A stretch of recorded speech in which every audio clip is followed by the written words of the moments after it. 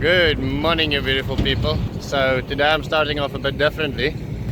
I am here at a major development in Otjiwarongo. Huge solar power plant that they're busy erecting. I brought them some tools that they are renting from me, and I'm so excited to see something so big happening in our small town. It's about 70 kilometers out, no sorry, 35 kilometers out of town, and it's a great place to rent out the construction equipment for me. So this is our top fence. Thanks to Claire and Loche's birthday. Thank you, Claire and Loche. I hope you had a wonderful birthday. You employed between 4 and 7 people daily for almost 10 days, which was wonderful, and bought lots of poles for me and helped me put this fence here. So Luki is putting the final poles in this morning. See, there's still a couple missing here, and down here we'll probably, where it crosses, this is basically where an area close to Biochar Dam where the water comes in. Biochar Dam is over there. Let's enter there quickly. I want to show you what I have. Okay, so Biochar Dam has been planted with sunflowers, and a lot of them survived. They were planted late, so they never had real summer and real rain, or didn't have enough real rain. They just grow with the moisture that's still locked up in the soil. They've also never received one drop of tap water, only received rainwater. So this is Biochar Dam area here, the island, and then let's walk between the sunflowers quickly. I'm gonna put Brendo, the naughty cow, in here today. She'll have a field day with the sunflowers, I think, but she will have loads and loads of other things to eat as well. You see those sunflowers planted there, they made seeds and they were then fodder for the birds. The wild birds basically took all their seeds out. Let's have a look here quickly. So wonderful that we could support some local birds, and they in turn then leave manure for us and improve the land. There's some remnants of the sorghum and things that we planted there. I think we should make this Brendo's camp. It's got a nice fence now. I think that's what we need to do. Before we take Brendo out, quickly want to show you what's happening in the spaghetti garden. So we've got garlic chives here, onions here, herpes. This is probably one of permaculture's super plants, comfrey. And then there's some tomatoes lying on the ground that every now and then I tell the kids to just squash them and put them out so they will grow again. Our tomato plant is a little bit sad at the moment, but we had tons and tons of these, or buckets full, probably not tons, but buckets filled with these tomatoes. Came from 4 plants. There's some red basil in the back. Can't remember what you call this. There's some more comfrey coming up there. So there's things happening here. Onions, everything that you need from a spaghetti sauce.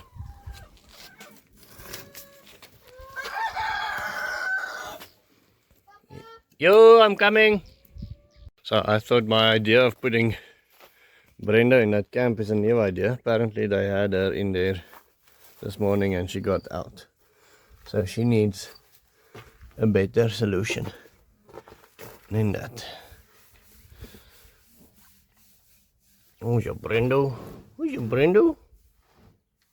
A little bit of flies again. We have a horsefly spray that we spray just to keep citronella oil, basically, that we spray on her to keep the flies away, but it looks like she needs some more. Oh, yeah. Wash her scratches. Oh, she sees the open gate. Eames, I'm gonna let her out again. Just watch her, no? I'm gonna let her out here on the normal area. And she enjoys going out.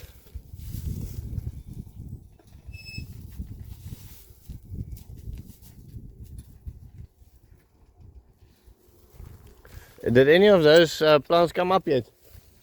Radishes. So we planted the whole area with radishes, but it seems like none of them came out yet. They can take between 3 and 7 days before they sprout, so we still have time before we have to get worried.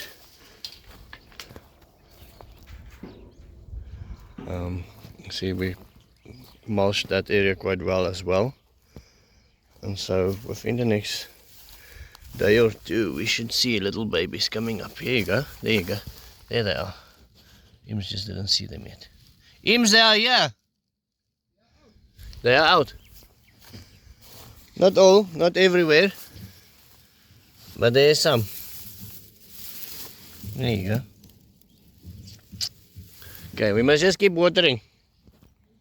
Sunday morning, and the kids came to call me, and okay, so first of all, I think the swimming pool is leaking somewhere here. See, the water just never dries up. First I thought it was the kids playing with the tap. Now it seems like it's constantly leaking a little bit. And then they called me for this little lady, I think, owl, fell in the swimming pool, or in the, I don't know if you can call this a swimming pool at this stage, in this dam. You can help identifying her. And this is what she looks like in the back, and then this is the front. This is the sad side. Okay, Moremi, let's bury her. So right next to Mikon's garden, I harvested this lettuce now, some of it in any case, just to show Moremi what it was, but they came up voluntarily. Never been watered, and just came up. Must be from the seeds that we dropped from the other side. We never planted anything here. This was the beginning of a swale, and it needs to run up next to this fence. I have peach trees next to it. Yeah, how cool is that? The lettuce can grow wild here. So today we're gonna have a look at this charcoal. Now, a couple of days ago, Friday, we had like a thing, like a little Bible study around this visitor center here, and so we made a little fire, and then on Friday night somebody said, listen, they want a meeting with me, so we ended up sitting here having a meeting and braaiing some meat while we talked about maybe getting a TLB. Okay, so the very first thing that you can do with biochar or charcoal to charge is to put it into worm tea. This comes from our Alvin Dude worm drum system. You can just fill that up. Lucky, fill that one up for us, please. Cool. Yeah, just make it full, and then the microbes living in the worm tea basically goes into the little holes and things that you have in the biochar. You leave that in there for 24 hours or so. In a perfect world, you can maybe just make it smaller. I think that's probably enough, Lucky. I think that's fine. Okay, you can put that in the garden. We leave that for 24 hours, and then we can use that. Okay. Very next thing we can do is feed some of it to the pigs. So we're gonna do that quickly, fill it up. You can see there's some nice fine ones as well. When you give it to the pigs, it helps them with their digestion, and if they have some issues with what do you call it? Termites, bacteria and things like that in their stomachs, they get rid of that. let's fill up that bucket half. And then the other benefit you get from it is when it goes through the pig, then obviously it's charged already. All that microbes and bacteria and things like that go and live inside of the charcoal already. So you can just go and use that directly in the garden. It's not going to get absorbed by the pig, so that is one of the negative things. You're not going to have, they're not going to gain weight from eating charcoal. So ideally you want to just add a little bit to their diet every day. But we're going to add all of that. Look, I think that's fine. Let's go and give that to the pigs and see. Let's go and give that to Mama Pig. Come this side. So this is the next thing that we need to tackle. There is a leak in our dam. I think it's probably from the frost, and so we need to open that and fix that quickly. Here we are at Mama Pig. Seems like she's sleeping. Let's see quickly what is happening here. Hello, Mama Pig. Lying in the mud. Oh, so scratch her body a little bit. She really enjoys that. She really enjoys some scratches. Oh. Okay, Lookie. Come put it in this bucket here. She's about to have babies soon. I can't think that it can be too long. And so let's see quickly how she handles it. Okay, so we're just gonna add it up there and see whether she eats it. The first time we added just normal logs. That's fine, Lookie. See whether she enjoys it or not.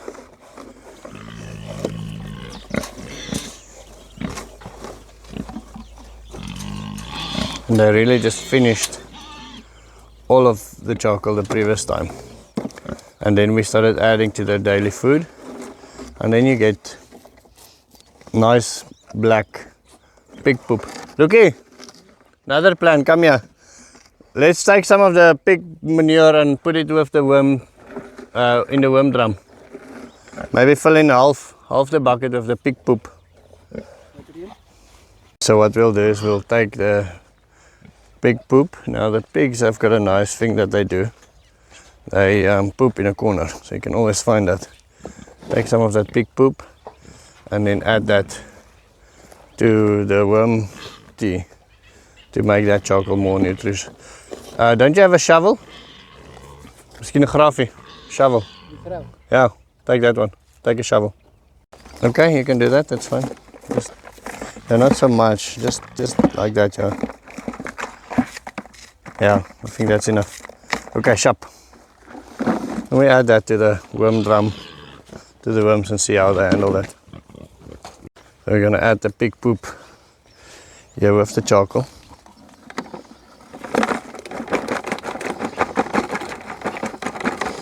And then we can fill it up maybe with the duck water. So the ducks poop in this water. Yeah. They're thinking they're getting food.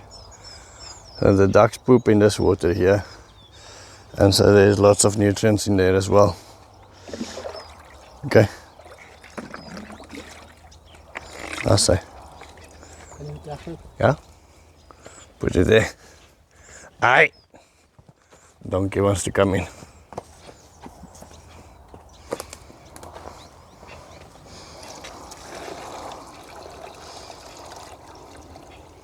Okay, I'm gonna leave that for 24 hours and then we're gonna plant a tree or do something. Just mix it with a stick.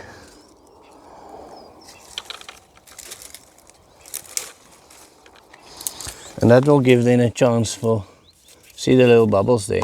That is where, basically where all the water is now infiltrating into the charcoal. And that will be fantastic little sponges and microbe hotels to recharge the soil. I've said it before, I don't think the Native Americans, when they made the terra preta, I don't know, but this is my thinking, I don't think they went through a pyrolysis way and burned it without oxygen and the whole science behind it. I think they went about their normal lives, and then the charcoal that they had, like this, that they had around the fire, might have maybe made it a little bit finer, but I don't think they actually were very scientific about it. They just added it to their gardens, that along with the pottery shards and everything else, and that then formed the best soil in the world, terra preta. And I think we can do the same if we had fire as part of our daily lives, and we could add this black stuff to which is basically pure carbon or close to pure carbon, to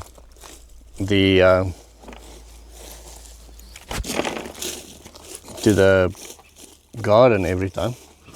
Hello, donkey. He also wants to see what's happening. We also went through a time when we had enough charcoal to go to feed to the horses. We gave them as part of their daily diet as well, and we can probably still do that again. Okay, so I think let's put this one so the chickens looky. Okay.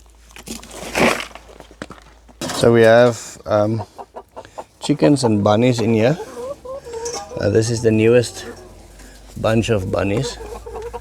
Let's see, these things are filling up, but bunnies sell as fast as they get born, which is nice. Mika, okay, I think just put it on the ground. Let's see what happens. Just chuck it, turn it around. Everything like that. Let's see what happens. Okay. So the other thing is, if they don't eat it, if they eat it, awesome, then it goes through their stomachs. If they don't, we've been adding mulch and things to this bedding. And this bedding, he's eating my, eating my plaster. They're coming for my plaster. This, that's a problem. They're really trying to get to my plaster. I had a small cut on my thumb, and I don't know what the hell happened. It went dry, and I tore the skin, and my whole thumb opened, and then it just swelled up one day, and you push it, and like 2 days ago, it was just a normal wound 2 days ago, and then yesterday it just became yellow with all sorts of funny things coming out of it. Let's see. It's interesting, when we put the charcoal with the meat chickens, they just completely demolished it. But I think because these ones walk outside, they see more charcoal than the other ones. They'll probably try it some more. Eat one here, or eat a piece there, maybe. And anyways, it doesn't seem like they're too interested.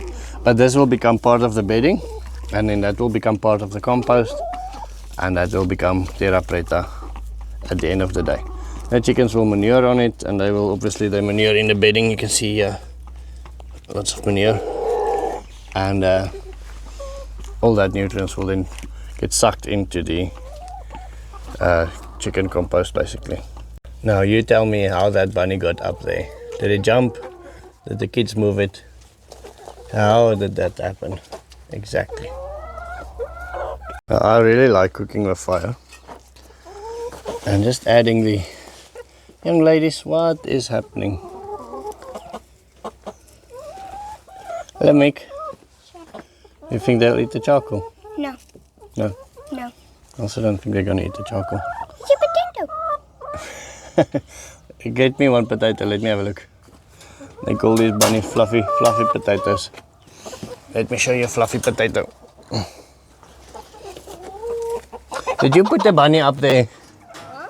Did you guys put the bunny up there? Where? There. No. The mama bunny. No. Okay, let's show me a fluffy potato. It is a fluffy potato. Nice.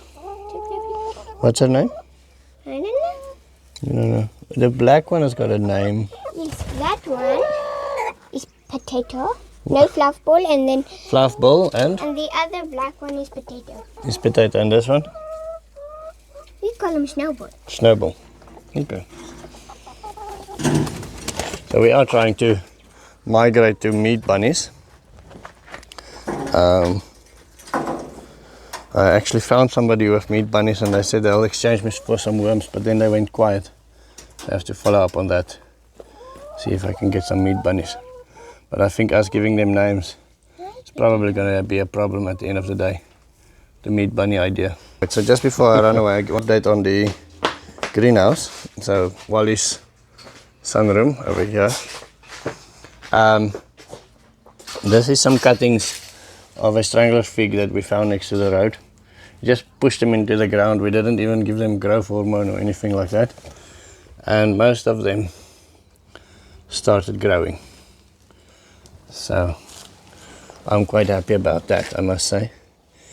It's constantly a shade tree. It got little figgies once a year, and that's not great for humans, but you can eat it, but it's just not great. Figs are obviously much better, but it's fantastic for the birds. It will increase the bird life on the farm quite a bit, and they obviously increase a lot of other great things as well. Alright, that is going to be the end of my story.